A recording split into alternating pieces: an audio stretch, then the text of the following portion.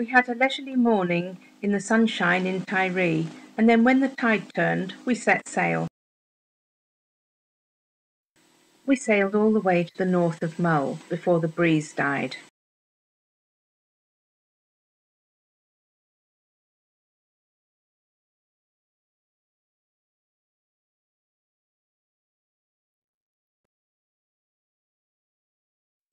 We found our way into Loch Sunart and then into a smaller loch, Loch Tarbert. There were 3 other boats there when we arrived at the far end, but we decided to anchor somewhere else on our own. We watched an otter swimming around as we ate our evening meal in the cockpit. By the time we got up in the morning, the others had all left and we had the loch to ourselves until later in the afternoon when a new lot arrived. We had a very relaxing day. I sat on the deck and read, and Mike got some jobs done. A huge motorboat came in, looking for somewhere to anchor, but they eventually settled for the other side of the loch to us. We were running low on fresh food supplies, so planned our trip to go to Oban the next day.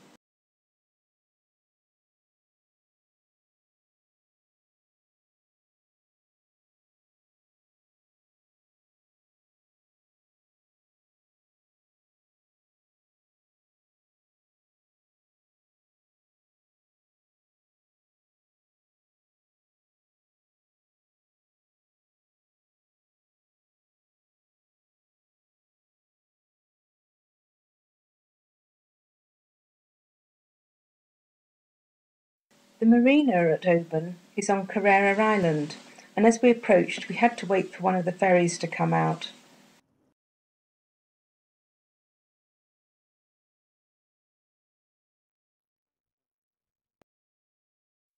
We ate at the restaurant on the island. The next morning Mike did his final trip up the mast to fit the new spinnaker halyard that had got stuck last year. I had to winch him up, and then I left him there while I collected the laundry. This submerged wreck is just near the fuel pontoon, and after we'd filled up, we set off again. It didn't take long to get to Puldoran, and despite the number of boats, it always seems very peaceful there, so we pumped up the dinghy and went ashore. There's a pub a short walk over the hill, and this is the view from the bridge. In the morning there was poor visibility and there was drizzle, so Mike decided we needed some waypoints before we set off.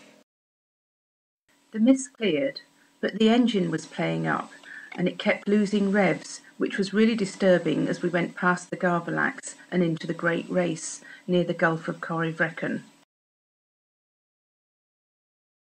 We were heading into the wind, but we put the jib up just in case we needed it.